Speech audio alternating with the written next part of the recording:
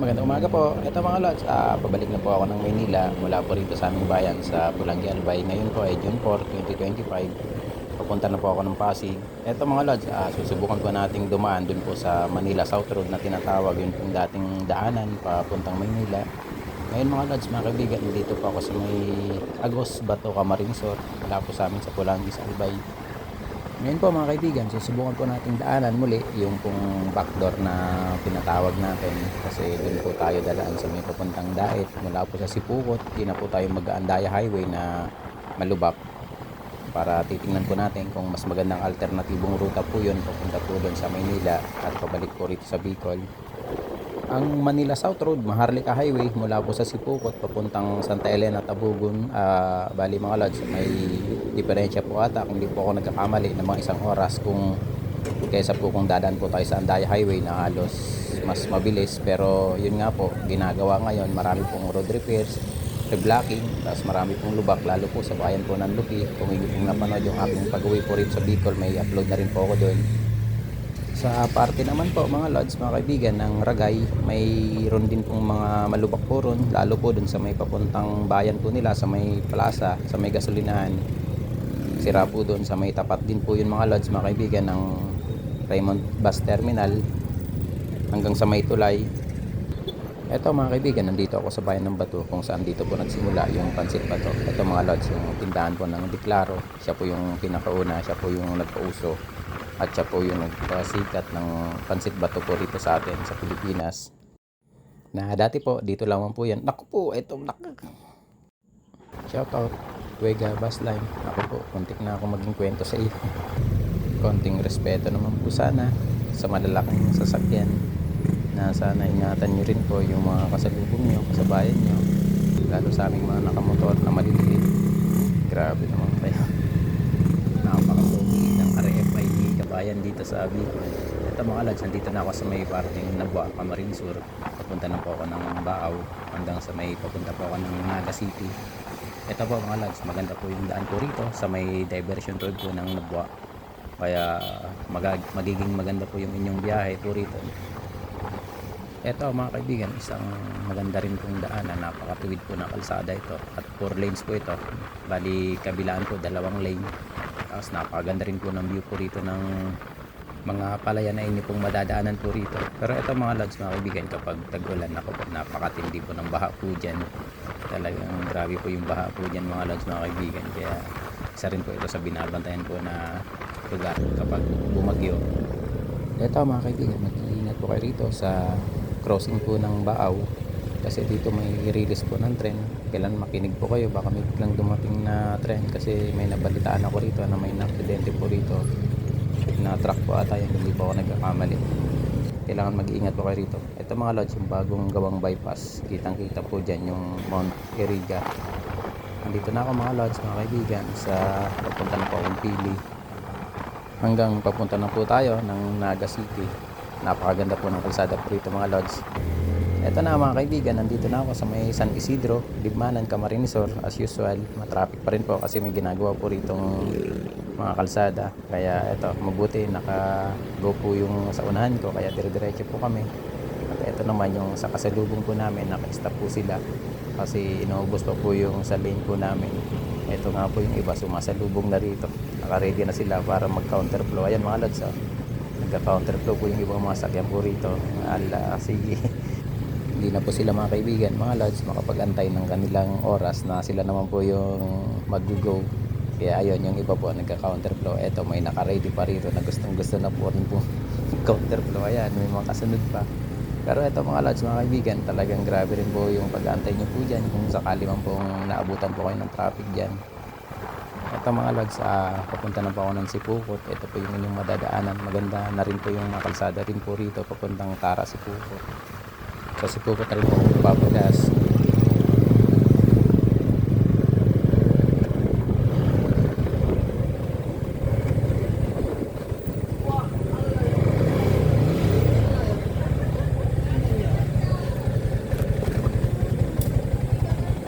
Hindi naman natin kaya.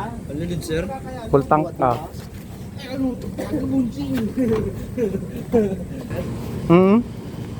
Kaya ako sticker. May sticker ka, sir? Mhm. Yun. Ka-open yan? Ay, nakon ka. Ah. Thank you, thank you. Eto na mga kaibigan, biyahe na po ulit tayo. Eto mga lods mga kaibigan, dito ako sa may Tara, Sipukot. Bali, eto mga lods mga kaibigan, dito po yung umpisa ng kalsada. Kung papunta po kayo ng Andaya Highway, kakaliwa po kayo dyan sa unahan. Eto mga lods, dyan po kayo kakaliwa papunta ng Andaya Highway.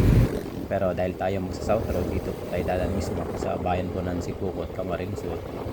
Ito, napakaganda na pala ng kalsada rito sa may Sipukot. Napakaganda na bayan po ito. Isa po mga kaibigan, ang bayan po ng Sipukot sa pinakamagandang bayan po sa Camarines Sur. Ito mga lods, medyo asinsado na rin po rito kasi dun po sa may highway, sa may Maharlika Highway na ating pong dinaanan, mayroon po mga fast food po ron. Katulad po ng Jollibee, McDonald's, tapos may Bigs pa nga po dun. Tapos mga lods mga kaibigan, napakaraming stopover po talaga ron sa lugar na yon.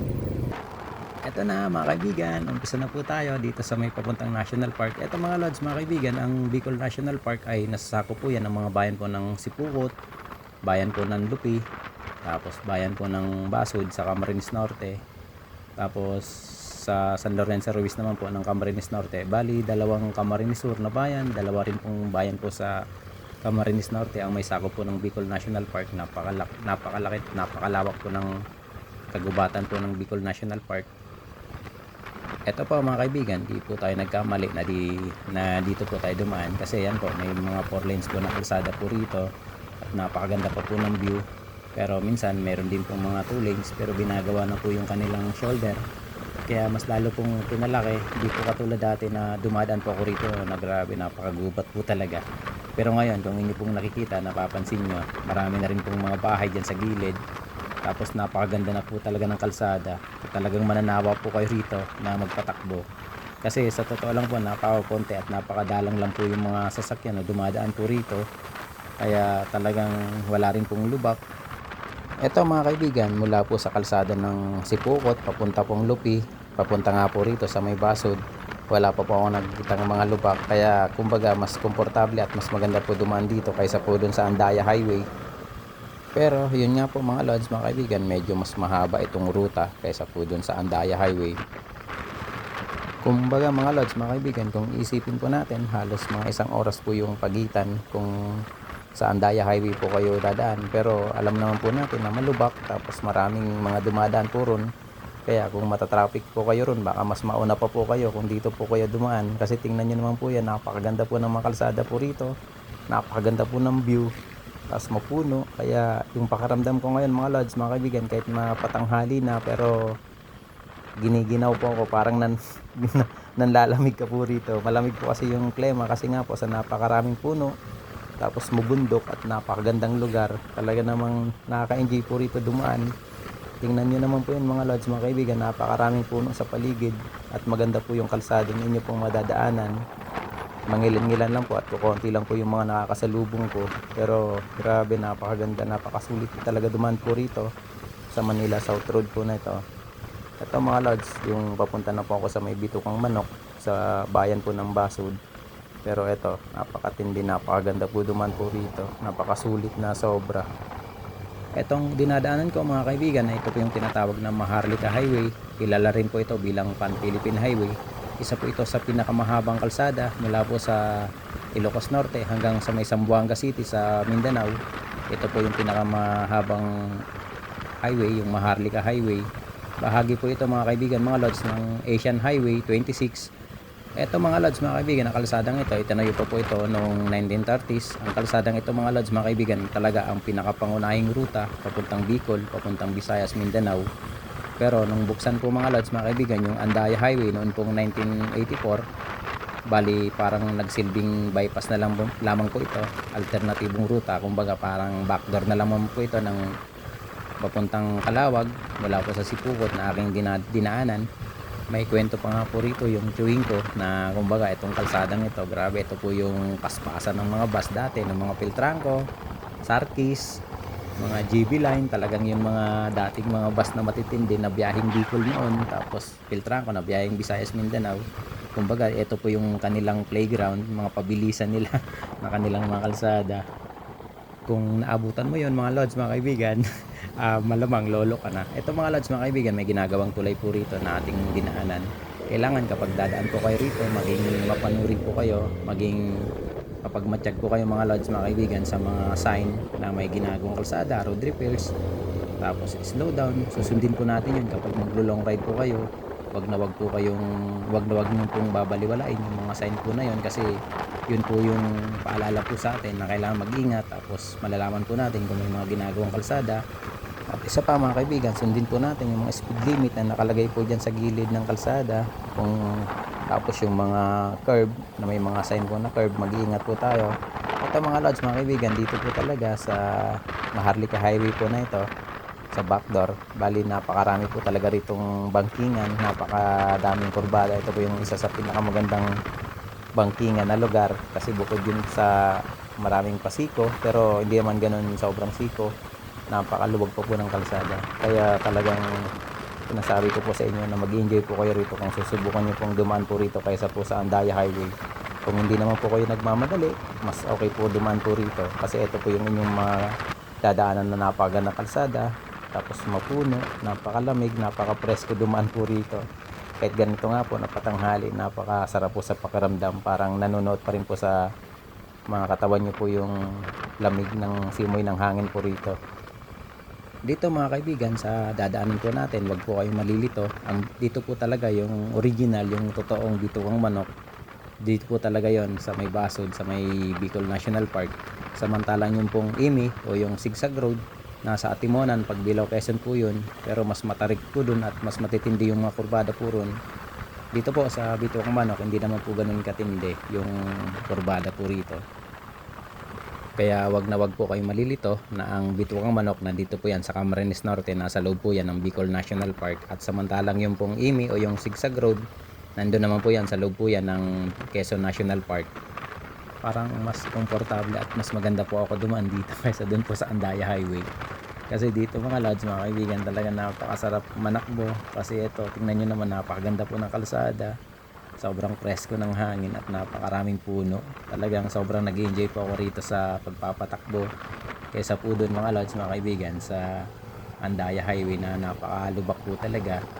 Kaya kung di po kayo masyado nagmamadali at mas gusto nyo po yung ganito kagandang lugar, i-try nyo po rito dumaan. Pero di ko naman po sinasabi na talagang sobrang perfecto na po ng kalsada na ito. May mga parte pa rin po na may mga ginagawa, katulad po yung sa may mga tulay, tapos may mga road widening din po. Pero bukod po ron, talagang sulit at maganda po talaga yung kalsada po rito. Kung may kukumpara po natin dun po sa Andaya Highway o yung dun po sa may Quirino Highway na dating tawag po dun. Eto na mga kaibigan, papasok na po tayo sa may Bituang Manok na tinatawag. Ito po yung palatandaan ko po dati nung buong biyahe pa po ako rito, nung nagtitinda pa po ako rito ng sabon. Dito mga kaibigan, sa loob po ng Bicol National Park, matatagpo natin yung tinatawag po nilang mother tree o yung chaong tree. Sinasabi po nila na mahigit na daw pong 440 years old, napakatindi, napakatagal na po yun. Matatagpon po yan mga lods mga kaibigan, dito po yan sa loob ng Bicol National Park, sa sitio Nalilisan, Barangay Tuwaka, Basod, Camarines Norte, at dito nga po sa Bicol National Park. Sinasabi po nila mga lods mga kaibigan na may taas daw po yun na mahigit 30 meters, tapos may lapad daw po yun na 5 meters. Pero matatagpon po yun mga lods mga kaibigan sa pinakapusod, kumbaga parang 2 kilometro mula po sa may main road papunta po doon sa mother tree. Kaya po siya mga lods mga kaibigan tinawag na mother tree dahil napakatanda na po niya, kumbaga sa edad po niya na 440 years old mahigit. Kaya yun po yung tawag sa kanya. Siya rin po yung pinakamatandang puno dito po yan sa Bicol region. Sobrang sarap po sa pakiramdam na ganito po yung inyong madadaanan, napakamaraming puno at napakagandang lugar. Sobra po akong nag-enjoy po rito mga lods. Eto mga kaibigan, yung isa sa magandang tulay na dadaanan na bakal. Lagi ako dito nagpapapicture, ulitin po natin ulit. Nako, parang may nag-uuling pa. Yun nga mga lods, parang may nakita ako doon na truck na puro uling. Napakaraming nag-uuling pa rin po yata rito. Pinagbabawal na po yan dito ng mag-uling. Napakarami po dati dito talaga yan. Hanggang ngayon pala mayroon pa rin. Ito mga lods, papunta tayo doon sa may park, sa may pahingahan po rito ng Bicol National Park. Titingnan po muna natin ulit dito. Ngayon lang ulit ako nakapunta rito. sa tagal ng panahon. Ito na po mga lods, bahagi na po ito ng bitukang manok ng Camarines Norte. Dito yan sa Bicol National Park. Itong bitukang manok mga lods, mga kaibigan, di naman po talaga siya ganun katinding siko. Di katulad sa imi na sobrang tarik, sobrang kitid. Di naman sobrang kitid. Talagang di katulad po rito. Tingnan nyo naman po yan, mas maluwag at mas maganda po yung kalsada po rito kaysa po dun sa imi. Pero ito po yung tinatawag po nila na bitukang manok. Konting siko lang naman mga lods. Ito yung medyo matinding siko. Kailan mag-iingat po kayo rito. Ito yung buong biyahe na ilabing. Biyaheng dait po yan. Dait naga. Ang kagandahan pa po rito mga lods, mga kaibigan, na bukod sa hindi masyadong siko, tapos maluwag po yung kalsada, ang bitukang manok. Sa taas po niyan mga lods, mga kaibigan, meron po dyan na kampo ng militar. Kaya kumbaga mas safe po dumaan po rito. Napakaganda po ng kalsada, tapos safe ka pa kasi meron po rito ng kampo ng militar. Madadaan po natin yun mamaya sa unahan. Ito na mga lods, mga kaibigan, yung kampo na sinasabi ko po sa inyo. Ayan mga lods, ito po yung kampo ng militar po rito. Tapos dito may checkpoint naman, kaya kumbaga safe na safe po rito. Bago po yan mga lods, mga kaibigan, makarating po tayo ng Basud, Camarines Norte. Ito po yung bitukang manok na tinatawag. Hindi naman po masyadong matarik at hindi rin po masyadong siko yung kurbada po rito. Picture muna tayo mga lods, mga kaibigan. Dito muna tayo sa gilid.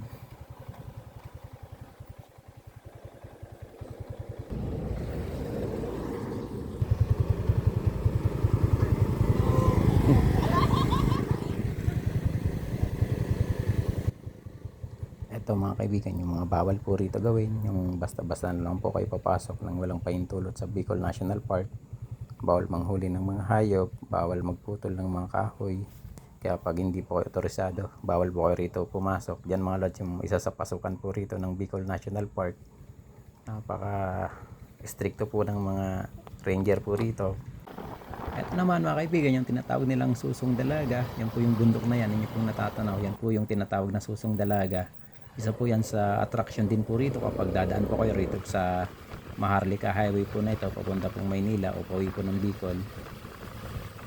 Eto mga kaibigan, papalapit na po tayo sa bayan po ng Basud sa Camarines Norte. Papalabas na po tayo sa napakagandang lugar ng Bicol National Park ng bitukang manok. Sobrang sulit daanan. Andito na po tayo mga kaibigan, mga lods, sa bayan po ng Basud. Ito po yung sentro po nila. Bali ito mga lods, sa may unahan po natin may ginagawang kalsada po rito. Ito po yung unang nakita ko po na may ginagawang kalsada po talaga rito sa Maharlika Highway na atin pong dadaanan. Pero okay naman mga lods, mga kaibigan, di naman po siya nagpo-push ng traffic kasi passable din po yung kabilang lane. Kaya kumbaga wala pong magiging problema kung dito po kayo dadaan sa may bayan po ng Basud.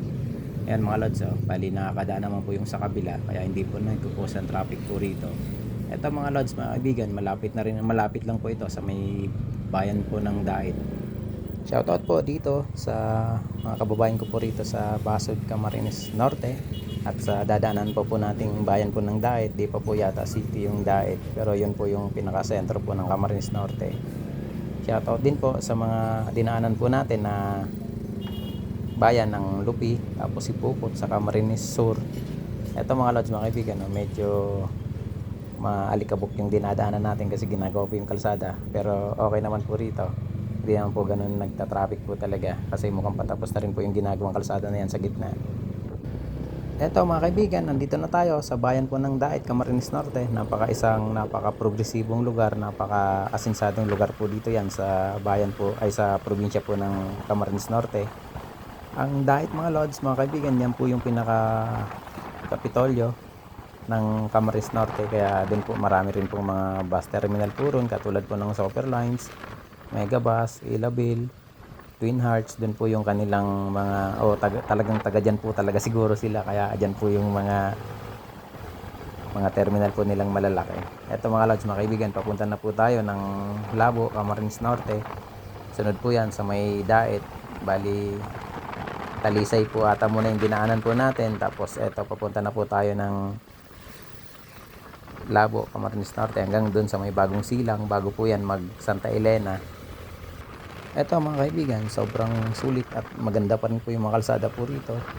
Napakaganda pa rin po talagang dumaan dito. Wala pa rin pong lubak na inyo pong madadaanan.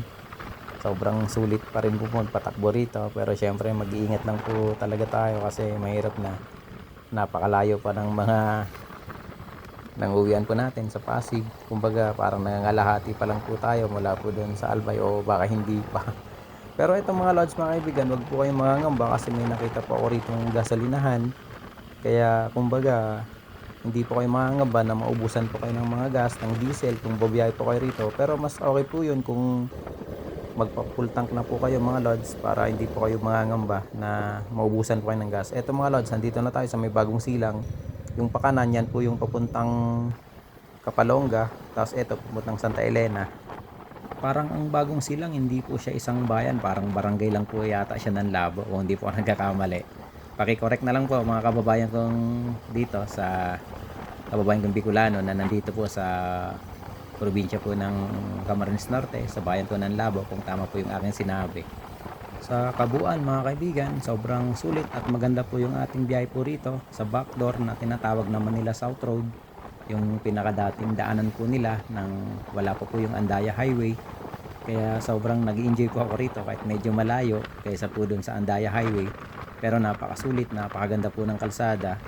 Halos talagang mag-enjoy kayo rito kababangking kasi napakarami nga po ritong bangkingan, at hindi rin po kayo mangangamba na maubusan kayo ng gas kasi meron naman pong nakita akong gasolinahan. Tapos hindi rin po kayo matatakot sa seguridad po ninyo kasi marami na rin pong bahay po rito, di po katulad ng dati noon, nakukonti pa lang po yung mga bahay po rito. At ang mga lods mga kaibigan, malapit na tayo sa papuntang Santa Elena. Napakasulit at napakaganda pa rin po yung inyong madadaanan na kalsada po rito, pati mga view. Parang mas marami ako nakita mas magandang view po rito kaysa po dun sa Andaya Highway. Talagang napakasulit at mas maganda po dumaan dito kaysa po dun. Eto mga kaibigan, mag-ingat po kayo, may ginagawa po rito ang kalsada o parang tulay na may nag-landslide. Parang eto mga lods, nasa barangay Kabatuhan, Labo, Camarines Norte. Isa po yan mga lods sa ingatan po natin dito na daanan. Yun pa lamang nakita kong ginagawa na kalsada na daanan ko. Eto mga kaibigan, yung isa sa grabe na gustong gusto ko rito, napakarami po ritong viewpoint, view deck na inyo pong mga dadaanan. Katulad po niyan, eto na naman ulit, napakarami po ritong magagandang view deck na madadaanan nyo, nakaka-relax na mga tanawin, mapuno, maraming nyog, maraming magagandang bundok. Napakasulit po talaga dumaan dito. Bukod sa magandang kalsada, maganda yung klima at maganda po yung mga view sa bawat dadaanan po ninyo. Talagang mapapahinto po kayo sa ganito kagandang mga lugar. Okay, let's go mga lods, banat na po ulit tayo, biyahe na po tayo. Ito mga lods, sa unahan po natin may ginagawa po ulit itong kalsada. Bali ito pa lang ulit yung pangalawa sa nakita kong ginagawang kalsada po rito. Hindi ko po alam kung anong barangay po ito rito sa may Labo. Hindi pa po ito nakakarating mga lods mga kaibigan ng Santa Elena. Parang sa alam ko parang mga kulang-kulang 30 minutes pa bago tayo makarating ng Santa Elena. Papunta po doon sa may papuntang Tabugon din. Katulad nga po ng sinabi ko kanina, hindi po perfecto, sobra itong kalsada na to. Eto, meron na naman pong ginagawa, malubak po na tulay dito. Pero hindi na po talaga siya ganun katindi na malubak katulad po sa kabila sa Andaya. Kaya kumbaga, okay naman, mas okay naman po dumaan dito. Hindi po siya masyadong malubak at hindi po gaanong marami yung dumadaan. Kukunti lang halos yung dumadaan po rito. Kalimitan yung mga papuntang Dait lang, tapos papuntang ibang lugar po rito sa Camarines Norte. Eto po mga kaibigan, may ginagawang tulay kaya dito po tayo pinadaan sa baba. Isa pong ginawa nilang alternatibong daan muna habang di pa po natatapos yung tulay. Pero kapag natapos na po yung tulay, aalisin na po rito yung daan. Kaya kumbaga mga lods, mga kaibigan, yung mga dinaanan po natin, mga kalsada po natin, halos mga dalawang lubak lang po na lugar yung dinaanan ko. Halos ginagawa lang po talaga, mga ginagawang tulay. Yun lamang po mga lods mga kaibigan, yung ating nadaanan na medyo talagang sinasabi ko na malubak. Eto mga lods, papasok na po tayo sa bayan po ng Santa Elena, Camarines Norte. Etong bayan po ng Santa Elena mga lods, yung pinakaunang bayan ng Bicol. Papasok po ng rehiyon po ng Bicol. Kumbaga ito yung pinakaunang bayan na inyo pong madadaanan pag galing po kayo ng Manila, kasi Quezon province po muna, tapos Bicol na, region po ng Bicol. Kaya ito po yung unang bayan na inyo pong madadaanan, yung bayan po ng Santa Elena. Ito, napakalapit na po natin sa bayan po, sa pinaka sentro po ng Santa Elena. Eto mga lods, mga kaibigan, yung sentro po ng Santa Elena, dito po yan sa Camarines Norte. Bale yung piyesta po rito, yung May 28 po ata, lampas na, sayang di tayo nakadaan ng piyesta para makipiesta muna tayo, makikain muna tayo rito. Para may kakilala tayo rito ah. Eto mga lods, mga kaibigan, lampas na po tayo ng bayan, pupunta na po tayo sa May Tabugon. Mula po rito sa May Santa Elena bayan, parang kulang-kulang 30 minutes bago po tayo makarating po dun sa Tabugon, kung saan doon po naghihiwalay yung kalsada na papuntang Andaya Highway, tapos yung papasok po rito sa Maharlika Highway, yung papasok po dito Santa Elena hanggang Daet. Andito na po tayo mga kaibigan, mga lods, sa Barangay Tabugon ng Santa Elena. Yan po yung maghihiwalay na kalsada, papunta po yung kaliwa po natin, yan po yung papuntang Andaya Highway, yan mga lods. Tapos ito yung dinaanan po natin, yung papuntang Daet, Maharlika Highway. Eto mga lods, tuloy-tuloy na po tayo habang medyo masakit na sa puwet kasi kanina pa tayo bumabiyahe. Katatapos ko lang po mga lods, mga kaibigan, magpagas dito sa Shell Calawag. Pabiyahe na po tayo, kaya nagpo-full tank na po tayo kasi yung madadaanan po natin yung mga ginagawang kalsada po rito sa Calawag papuntang Lopez, Quezon, na sana dun po tayo na traffic ng sobra. Pero dahil nakamotor po tayo, sobrang lusot-lusot naman po tayo. Pero titingnan po natin. Ito mga lods, yung umpisa po ng ginagawang makalsada po rito sa may Calawag, Quezon. Nag-umpisa po yan dito sa may Raymond Bus Terminal. Hanggang dito na. Ayan mga lods, napakatindi ng mga lubak po rito. Mag-iingat po kayo rito sa may Calawag, Quezon. Marami pong ginagawang makalsada po rito. Mga road reblocking, road repairs. Ayan mga lods, napakatindi na. Umpisa na po yung traffic po rito. Pupunta na to mga lods, mga kaibigan, ng Lopez, Quezon. Haba ng traffic mga lods, haba niyan, ilang oras, ilang minuto kaya sila mag-aantay dyan, pero tayo dito tayo sa unahan, pwede naman tayo lumusot, daan-daan lang, mag-iingat lang po tayo kasi may mga sumasalubong na mga sasakyan. Pasensya na po, dumidiskarte lang po ulit tayo, hindi naman po tayo nakakasagabal sa traffic. Eto mga lods, napakahaba ng pila na, grabe. Dahil po yan dito sa may ginagawang kalsada sa may Calawag to Lopez, Quezon. Ang haba mga lods. Grabe, ang tindi oh. Pero mas matindi at mas mahaba dati yung pauwi ko ng Bicol noong May 31. Ayun talaga mga lods, halos 5 kilometro po yung haba ng traffic na yung ating dinaanan noon. Kaya eto, standby po muna tayo rito kasi inatay pa po maubos yung kabilang lane bago po tayo maka-go. Nagbubuhos po dito. Nagbubuhos kaya one way lang yan sa area niyan. Kahit po dun sa... Oo. Mahaba po po yan, sir? Oo, may ginaw yan. Ayaw, kita naman yung tulay. Mabagal lang kasi nag-aahon na eh. Paahon kasi mga sasakyan sa harap road. Sir, ilang oras ang interval niyan? Sagit lang po yan. Hindi po namin alam kung ilang oras ang interval eh. Pero yan po ay inaano lang yun doon. Yung puso ay cancel ka doon ulit ang sir. Ay, patuloy na yan. Minsan pala po sir. Minsan po yung saglit lang. Minsan ay matagal. Ano ginagawa ng mga ito? Ha? Trainer. Matagal. Sa mga biyahe niya, pa Manila pa. Opo. Ayan. Ay, nananapin nga yung mga ito. Ayun, nananapin sila. Sir?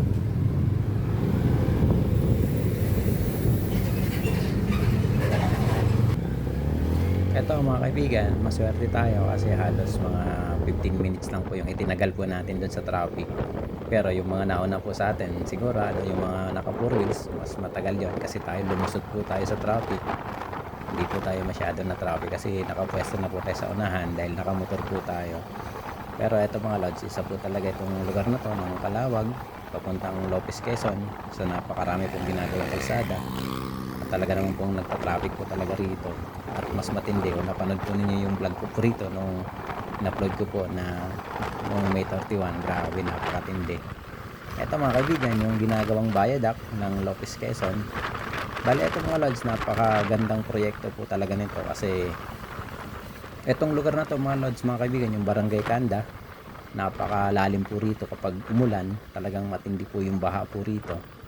Kaya ito po yung solusyon po nila, yung paggawa po ng viaduct. Pero ang problema nga po, sobrang tagal gawin. Hanggang ngayon, ganyan pa rin po yan mga lods. Kailan po kayo matatapos? Baka ilang bagyo at baha pa ang dumating, pero hindi pa po yan magamit at mapakinabangan.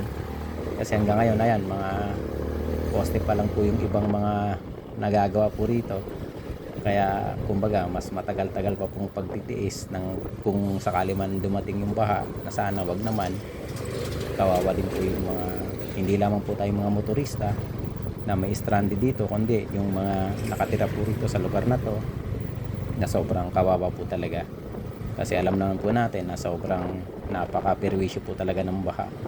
Hindi lamang po sa ating mga sarili, kundi sa ating mga kabuhayan. Lalo na po yung umaasa lang po dyan sa mga pananim po nila. Kawawa naman po yun. Kaya sana tapusin na po itong ginagawa na ito para ganun din po sa mga bumabiyahe, maging tuloy-tuloy po yung bumiyahe kahit na po bumaha po rito sa lugar na to ng Barangay Kanda. Dito na ako mga kaibigan, mga lods, sa seaside po ng Gumaca, Quezon. Papunta na ako ng Plaridel at dadaanan po natin yung marker, bagong marker po ng Calawag, nitong bayan po ng Gumaca. Eto mga lods, mga kaibigan, yung bagong marker po ng Gumaca, Quezon. Napakaganda at napakasulit. Dati ako nagpa-picture dito nung ginagawa pa, at ngayon ulitin po ulit natin. Eto na mga kaibigan, andito na po tayo sa paakyat po ng zigzag ng Amy Road. Pero hindi po muna tayo dadaan sa taas kasi sabi ko magba-backdoor po tayo. Dito pa rin po tayo dadaan sa mga dating daanan. Ito mga lods, yung baba ng zigzag road ng Amy Road. Pero parang mas maganda pa yung view po rito kaysa po dun sa taas. Yun nga lang, medyo mas ikot po rito. At isa pa, ayan mga lods, makikita po ninyo yung mga sira at mga na-aksidenteng mga sakyan. Yan, mga trucks. Grabe, yan po yung makikita po rito. Dahil ito nga po yung talagang teritoryo po nila, yung dinadaanan po nila. Ayan mga lods, eto ulit mga nasira at aksidente ng mga trucks. Grabe. Dito po kasi talaga yung daanan ng mga malalaking sasakyan, mga bus, mga trucks. Kaya bawal po kasi sila doon sa taas. Kaya eto po sila. Kaya andito po yung inyong makikita ng mga nahulog. Tapos may mga aksidente ng mga trucks po rito. Meron din pong mga 4 wheels. Siyempre motor, di rin po mawala yun. Kaya mag-iingat po tayo, mag-pray po tayo kapag babiyahe na po tayo rito sa, kailangan pong mag-pray po talaga bago umalis ng bahay, bago sumampa sa ating mga sakyan, sa ating mga motor. At kapag nag-stop over, minsan ako nga po mga lods, mga kaibigan, kahit tumatakbo, nag-pray ako, kumakanta ako ng mga kanta ng para sa Panginoong Diyos. Ito, nasiraan ng baso. Ito yan mga lods, sa paakyat na po ito ng zigzag. Dito mga kaibigan, halos mga ilang minuto lang naman po yung pagitan kaysa po dun sa taas. Kasi isang beses nasubukan ko, parang 8 minutes yung binyahe ko dun sa taas gamit itong aking motor. Ito dito mga lods, halos ilang minuto lang naman yung pagitan po nila. Kaya kumbaga hindi rin naman ganun kahaba yung kalsada po rito. Bukod dun mga lods, mga kaibigan, mas malapad po yung kalsada po rito kaysa po dun sa taas. Pero eto nga po, may mga sira at malubak po rito. Ganon din naman dun sa taas eh. May mga ginagawa rin naman po ron at may mga lubak din po. Pero dito kasi mga kasabayan mo, mga malalaking sasakyan.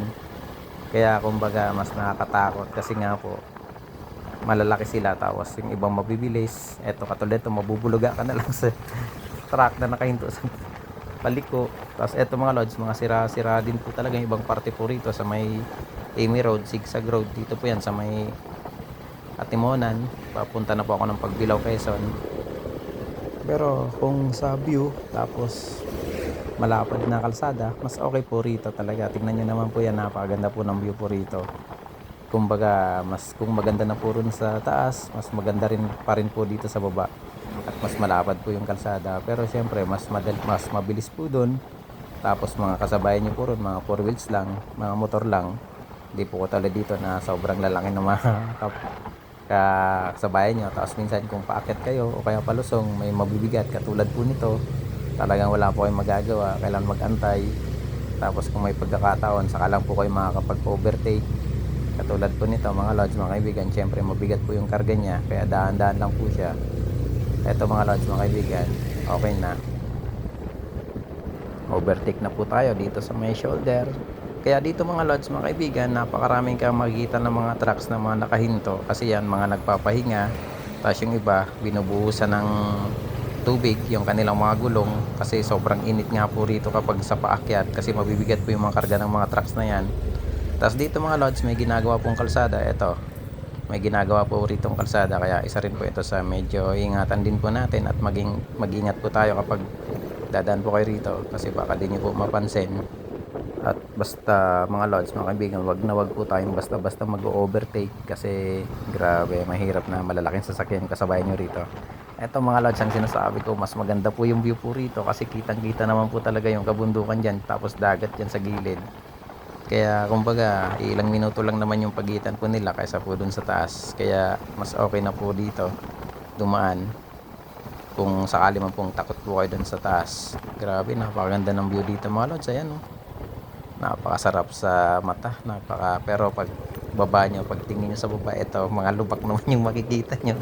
Kaya yung pagkatingin nyo sa taas, napakaganda. Pag tingin nyo sa baba, doon kayo, parang mawawalan kayo ng gana. Tingnan nyo naman mga lods, ayan, sira.